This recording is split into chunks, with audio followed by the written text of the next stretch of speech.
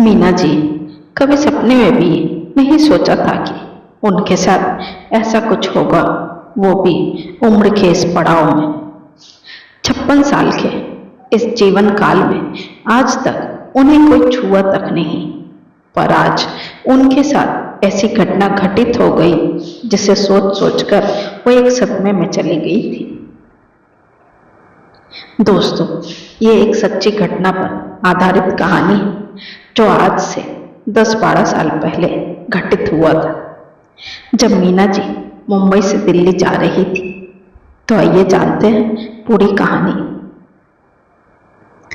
56 साल की मीना जी बिहार की रहने वाली आत्मनिर्भर औरत थी। 5 बच्चों की प्यारी सी माँ थी। शादी के बाद से ही अपने और अपने परिवार की देखभाल बखूबी निभाया था। अपनी सूझबूझ से बच्चों को पढ़ा लिखा कर काबिल बनाया था। पति मुकेश जी अक्सर अपने काम के सिलसिले में घर से बाहर रहते थे, इसलिए सारी जिम्मेदारी मीना जी के कंधों पर ही था। वैसे वो सिर्फ 10वीं पास थी, पर बच्चों के स्कूल कॉलेज की शिक्षा में उन्होंने सभी का पूरा सहयोग किया। अकेले आना जाना, सब कुछ देखना सुनना वही करती थी, पर आज तक उनके साथ ऐसा कुछ अनहोनी नहीं हुआ था, इसलिए उन्हें कभी ऐसी स्थिति का पता नहीं चल पाया। खैर, वक्त के साथ साथ बच्चे बड़े होते गए और एक एक करके सभी की शादी हो गई। सभी बेटियों की शादी के बाद वो मुंबई शिफ्ट हो गई अपने बेटे के पास। पहले तो वो हमेशा अपने पति के साथ सफर करती थी, पर पति की मृत्यु के बाद वो अक्सर अकेले ही एक शहर से दूसरे शहर आना जाना करती थी। उन्हें कभी कोई डर भर नहीं लगता था। आज भी वो मुंबई से दिल्ली जाने वाली थी अपनी छोटी बेटी के पास, क्योंकि पति के जाने के बाद उनका मन काफी निराश और उदास रहने लगा था। इसलिए छोटी बेटी जिद करके मीना जी को अपने पास बुलाया था, ताकि उनका मन बच्चों के साथ रहकर खुश रहे। बेटा भी छोटी बहन की बात सुनकर मीना जी का फ्लाइट का टिकट करवा दिया। जून का महीना था और दोपहर 1 बजे की मुंबई से दिल्ली की प्लेन का टिकट था मीना जी का, इसलिए रात को ही अपनी पैकिंग कर ली थी उन्होंने, ताकि कोई सामान न छूट जाए। मीना जी बहुत खुश थी। इतने दिनों बाद वो अपनी बेटी रीमा और नातिन अवनी से मिलने जाने वाली थी, इसलिए सुबह जल्दी उठकर तैयार हो गई। ऐसे भी फ्लाइट के लिए 2 घंटे पहले जाना पड़ता है। नाश्ता पानी करके उन्हें ड्राइवर ने करीब 10:30 बजे के आसपास एयरपोर्ट पर छोड़ दिया। चूंकि उनके बेटे को समय नहीं था, इसलिए उन्हें अपने ड्राइवर के साथ एयरपोर्ट जाना पड़ा। और वैसे भी मीना जी काफी समझदार थी, तो उन्हें किसी के सहारे की आवश्यकता नहीं थी, क्योंकि उन्हें सब चीजों की जानकारी थी। मीना जी ने भी समय पर चेक इन कर लिया। फ्लाइट अपने समय से उड़ान भरने के लिए तैयार हो गई।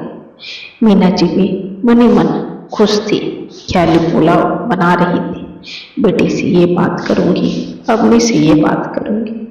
कब 2 घंटे बीत गए पता भी नहीं चला। फ्लाइट की लैंडिंग भी हो गई। मीना जी को एयरपोर्ट से पिकअप करने रीमा का हस्बैंड मनीष आ रहा था। मीना जी के बाहर आते ही मनीष ने देख लिया अपनी सासू माँ को।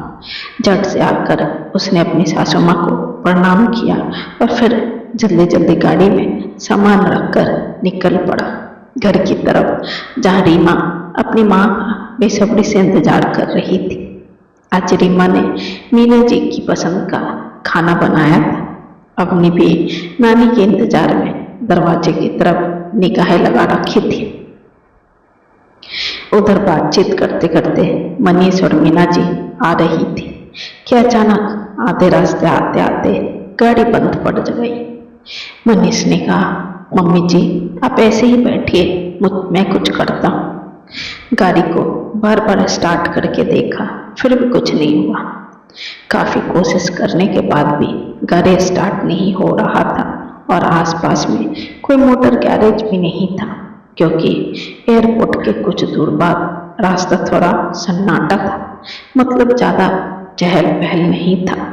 ऐसा शांत माहौल देखकर मीना जी को कुछ अच्छा नहीं लगा, इसलिए उन्होंने मनीष से पूछा, दामाद जी, यहाँ ऐसा सन्नाटा क्यों है?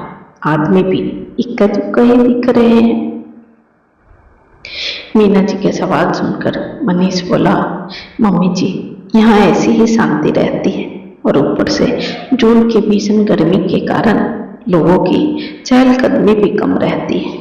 अच्छा, वही मैं सोच रही थी कि इतनी शांति क्यों है यहाँ। ऐसा कहकर मीना जी अपना ध्यान आसपास से हटाकर गाड़ी को देखने लगती है, जिसे मनीष स्टार्ट करने की जी तोड़ कोशिश कर रहा था, पर फिर भी वो स्टार्ट नहीं हुआ। तब थक हार कर मनीष ने मीना जी से कहा, मम्मी जी, पता नहीं कार में क्या खराबी आ गई है जो चालू ही नहीं हो रहा है। ऐसा लगता है किसी मैकेनिक को गैरेज से पकड़ कर लाना होगा, तभी ठीक हो पाएगा।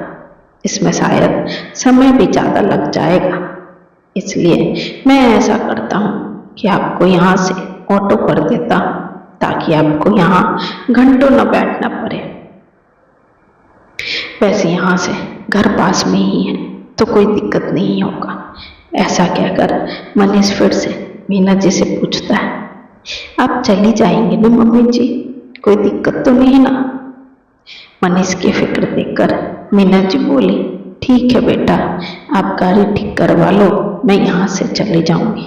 वैसे भी मुझे थोड़ा बहुत याद है यहाँ से घर का रास्ता, इसलिए आप बेफिक्र होकर काम करवाइए। मीना जी और मनीष की बात खत्म होते ही एक ऑटो आकर ठीक गाड़ी के सामने रुक जाती है।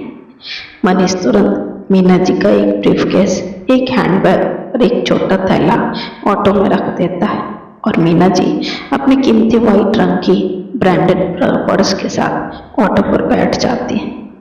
मीना जी का बेटा किसी बड़ी इंडस्ट्री में काम करता था, इसलिए उनका रहन सहन बड़े लोगों की तरह था।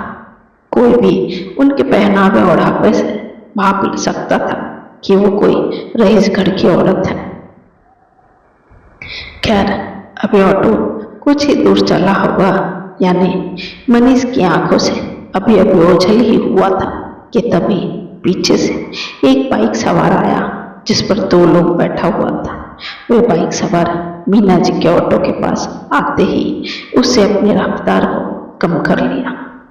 फिर बाइक के पीछे बैठा हेलमेटधारी आदमी मीना जी की तरफ जोर से लपका और चंद मिनटों की खींचातानी के बाद मीना जी के हाथ से पर्स छीनकर तेजी से बाइक भगाकर भाग गया।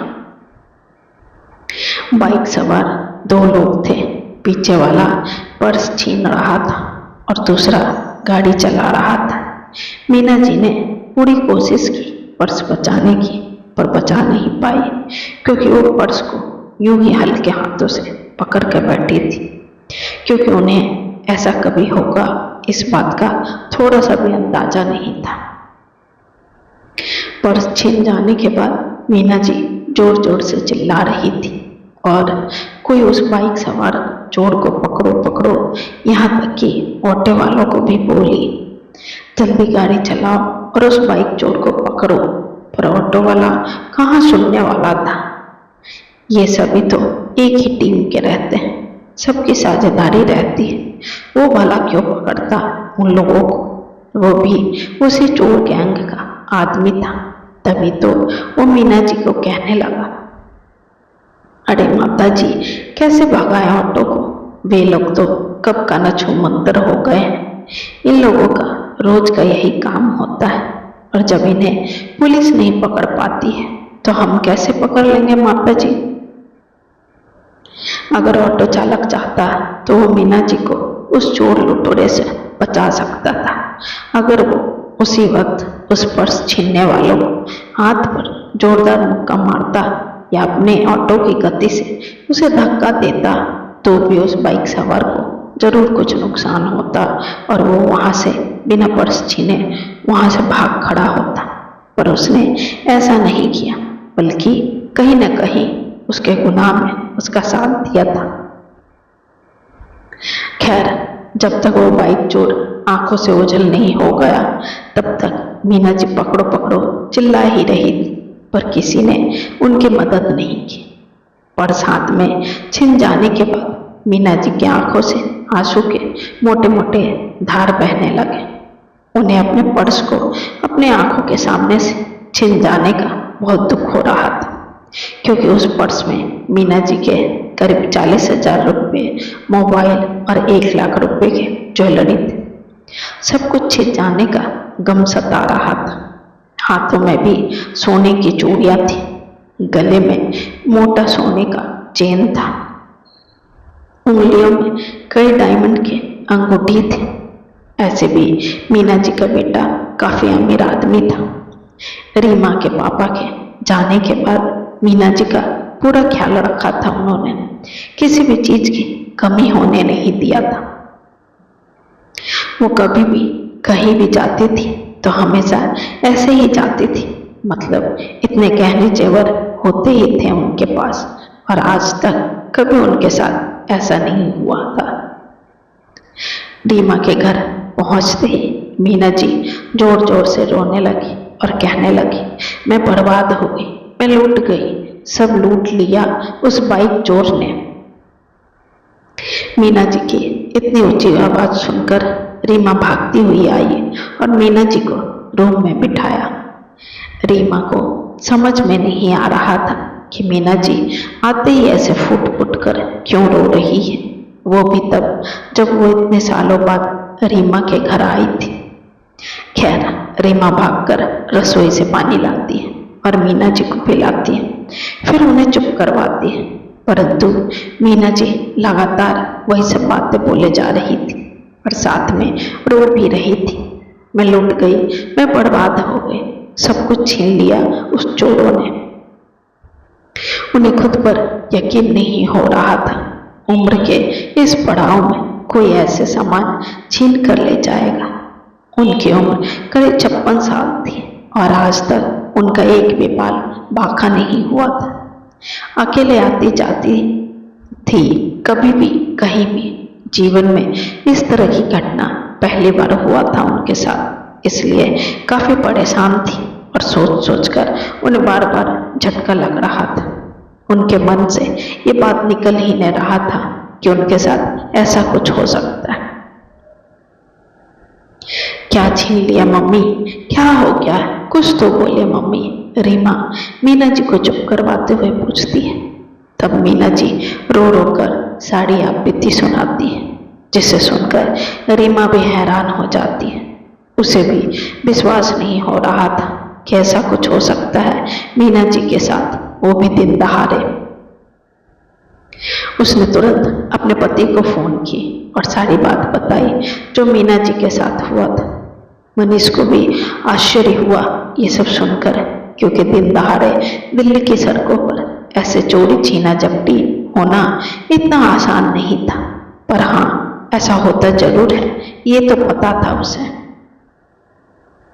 खैर, मनीष तुरंत अपनी गाड़ी को गैरेज में छोड़कर घर आता है और मीना जी को लेकर पुलिस चौकी जाता है, जहां इस चोरी का रिपोर्ट करवाता है। पुलिस उस बाइक चोर को ढूंढ निकालने का भरोसा देता है, पर यह भी कहता है कि ऐसे सक्रिय गैंग का पता लगाना मुश्किल है, परंतु हम कोशिश जरूर करेंगे। पुलिस चौकी से निकलकर मीना जी मनीष के साथ उसी रास्ते से गुजरती है जहां उनका पर्स चोरी हुआ था। कुछ दूर आगे आने के बाद उन्हें एक कचरे के ढेर पर उनका पर्स दिखाई पड़ता है, जिसे देखकर उन्हें लगा कि शायद उनका सारा खोया हुआ सामान मिल गया। पर जैसे ही पर्स उठाया तो उसमें कुछ नहीं था। उस लुटेरों ने पर्स को तोड़ फोड़ कर वहीं फेंक कर सारा सामान निकाल लिया था। उदास मन से मीना जी घर आ जाती है और फिर से रोने लगती है। उन्हें रोते देखकर उनकी 8 साल की नतनी अवनी, जो अब तक अपनी नानी की सभी बारीकियों को देख और सुन रही थी, बार बार नानी को चुप भी करा रही थी। फिर उससे रहा नहीं गया,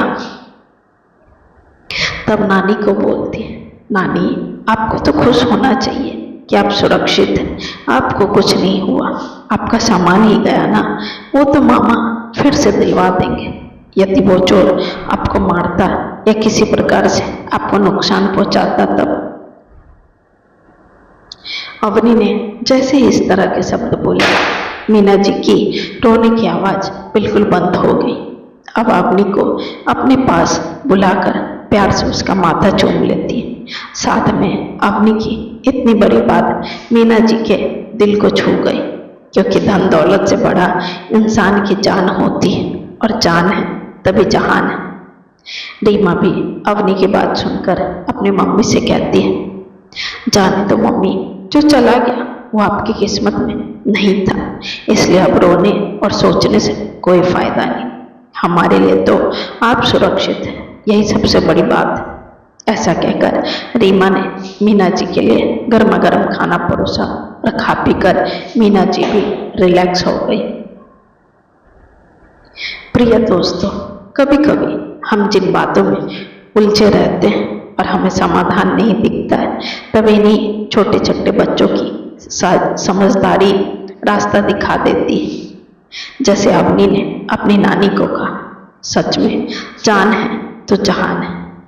सामान तो एक बार चला गया तो फिर आ जाता है, पर जीवन अनमोल है, वो वापस लौट कर नहीं आता। इसलिए धन दौलत के जाने का गम नहीं करना चाहिए। दोस्तों, इस तरह की घटना हर शहर, हर गली मोहल्ले में आए दिन घटित होती रहती है। इसलिए सतर्क रहे और जहाँ भी जाए वहाँ अपने साथ कम से कम सामान, पैसे, गहने रखें, क्योंकि लुटेरे गैंग हर जगह मीना जी जैसी अधेड़ उम्र की महिलाओं को अपना शिकार बनाता है। मीना जी के साथ भी वही हुआ, पर इस घटना के बाद मीना जी अब कहीं भी जाती हैं तब अपने साथ कम से कम पैसे, सोना चांदी के गहने रखती हैं। यहाँ तक कि उन्होंने गले और हाथों के सारे ज्वेलरी भी निकाल कर घर से बाहर जाती हैं।